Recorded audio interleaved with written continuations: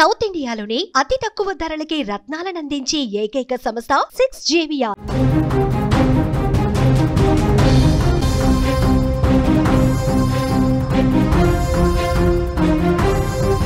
నాగర్ కర్నూలు జిల్లాలో రోడ్డు విస్తరణ పనులు వేగంగా జరుగుతున్నాయి. సీఎం ఇంటి కాంపౌండ్ వాల్ కూల్చివేశారు.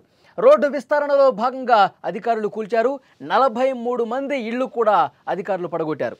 రోడ్డు విస్తరణ పనులకు సీఎం పర్యవేక్షణ చేస్తూ ఉన్నారు. తెలంగాణ ముఖ్యమంత్రి రేవంత్ రెడ్డి స్వగ్రామం కొండారెడ్డిపల్లిలో ఒక ఆసక్తికరమైనటువంటి ఘటన ఇది. ఎన్నో సంవత్సరాల పాటు నేతగా ఉన్నటువంటి రేవంత్ రెడ్డి స్వగ్రామంలోనే ఆయన ఇంటి ప్రహరీ గోడను అధికారులు కూల్చారు. ఇది రోడ్డు విస్తరణ పనుల్లో భాగంగా జరిగినట్టుగా కనిపిస్తోంది. నాగర్ కర్నూలు జిల్లాలోని బంగూరు మండలంలో ఉన్న కొండారెడ్డిపల్లి గ్రామం ముఖ్యమంత్రి రేవంత్ రెడ్డి స్వగ్రామం. ఈ గ్రామంలో 4 వరుసల తార్ రోడ్డు పనులు చురుగ్గా సాగుతున్నాయి. ఈ గ్రామంలో 4 వరుసల తార్ రోడ్డు పనులకు సంబంధించినటువంటి పనులు చాలా వేగంగా జరుగుతున్నటువంటి పరిస్థితి. రోడ్డును విస్తరించేందుకు పాత నిర్మాణాలు ఏవైతే ఉన్నాయో వాటిని తొలగిస్తూ ఉన్నారు. ఈ పనుల్లో 43 మంది ఇళ్లతో పాటు సీఎం రేవంత్ రెడ్డి గారి ఇంటి ప్రహరీని కూడా అధికారులు పడగొట్టేశారు. 2 రోజుల క్రితం ఇంటి ప్రహరీని పూర్తిగా కూల్చివేత కార్యక్రమాలు అక్కడ జరుగుతున్నాయి. 2 డేస్ నుంచి ఆ విజువల్స్లో ఆ దృశ్యాలు కూడా మీరు చూస్తున్నారు.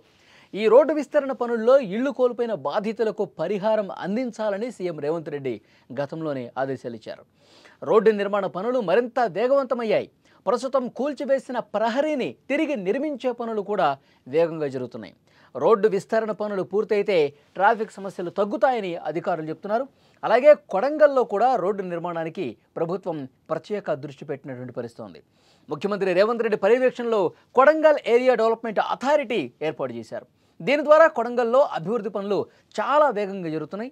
మహబూబ్ నగర్ నుంచి చించోలి వరకు ఉన్న 110 కిలోమీటర్ల రహదారిని జాతీయ రహదారిగా అప్గ్రేడ్ చేసి అభివృద్ధి చేస్తున్నారు.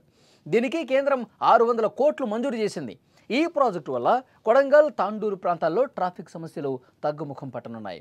ఇదిలా ఉంటే రోడ్ల అభివృద్ధి కోసం రాష్ట్ర ప్రభుత్వం భారీగా నిధులు కేటాయించి అభివృద్ధి చేస్తున్న పరిస్థితి ఉంది.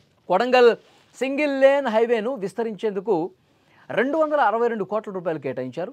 డబుల్ లైన్ రోడ్ల కోసం 54 కోట్ల రూపాయలు, వంతెనల నిర్మాణానికి మరో 28.5 కోట్ల రూపాయలు మంజూరయ్యాయి. గిరిజన తండాలకు బీటీ రోడ్డు సౌకర్యం కల్పించడానికి 27.86 లక్షల రూపాయలు కేటాయించారు. ఈ పనుల పర్యవేక్షణను స్వయంగా ముఖ్యమంత్రి రేవంత్ రెడ్డి చూసుకుంటున్న పరిస్థితుంది. విజువల్స్లో మీరు చూస్తున్నారు. రేవంత్ రెడ్డి గారి నివాసం దగ్గర ఉన్నటువంటి ప్రహరీ గోడను కూడా పూర్తిగా కూల్చివేసి అక్కడ చర్యలు తీసుకున్న పరిస్థితుంది. అలాగే 43 మంది ఆ గ్రామంలో ఉన్న మిగతా ఇంటి నిర్మాణాలను కూడా పూర్తిగా కూలగొట్టిన పరిస్థితి. ఎందుకంటే రహదారుల విస్తరణ జరుగుతోంది. సో ఒక జాతీయ రహదారి నిర్మాణం అక్కడ 4 లేన్ల వరుసలతో జరుగుతున్న పరిస్థితి.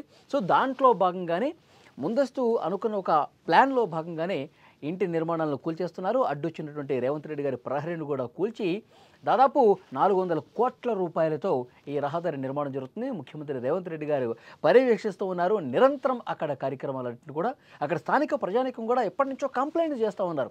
ఇక్కడ రహదారులు చాలా ఇరుగ్గా ఉన్నాయి, చాలా ఇబ్బంది ఉంది, ఇటువైపు నుంచి అటువైపు వెళ్ళటానికి కొంత నరకం కనిపిస్తుంది, ట్రాఫిక్ కొంత ఎక్కువైపోయినటువంటి నేపథ్యంలో దీన్ని విస్తరించాలనే డిమాండ్ ఎప్పటి నుంచో ఉంది. రేవంత్ రెడ్డి గారు ముఖ్యమంత్రి అయిన తర్వాత ఈ ప్రాజెక్టు మీద స్పెషల్గా దృష్టి పెట్టారు. కేంద్రం నుంచి కూడా నిధులు వస్తున్నాయి. ఇక్కడ రాష్ట్రం కూడా పెద్ద ఎత్తున రహదారుల నిర్మాణం కోసం డబ్బులు ఖర్చు చేస్తుంది. సో ఈ 4 లేన్ల రహదారి అనేది పూర్తయిపోతే ఆ ప్రాంత వాసులకు కష్టాలు అనేవి చాలా వరకు రోడ్డు నిర్మాణం సంబంధించి చాలా వరకు ఆ కష్టాలు తీరే అవకాశం కనిపిస్తుంది. ఎంత వేగంగా పనులు జరుగుతున్నాయో మీరు విజువల్ చూస్తే అర్థమవుతుంది. ఒకవైపు కూలగొడుతూ ఉన్నారు. రహదారి నిర్మాణం కూడా చాలా అంటే చాలా శరవేగంగా జరుగుతున్నటువంటి పరిస్థితి ఉంది. ముఖ్యంగా ఆ నాగర్ కర్నూలు ఆ ప్రాంత వాసులైతే ఈ రహదారుల నిర్మాణం పట్ల సంతోషం వ్యక్తం చేస్తూ ఉన్నారు.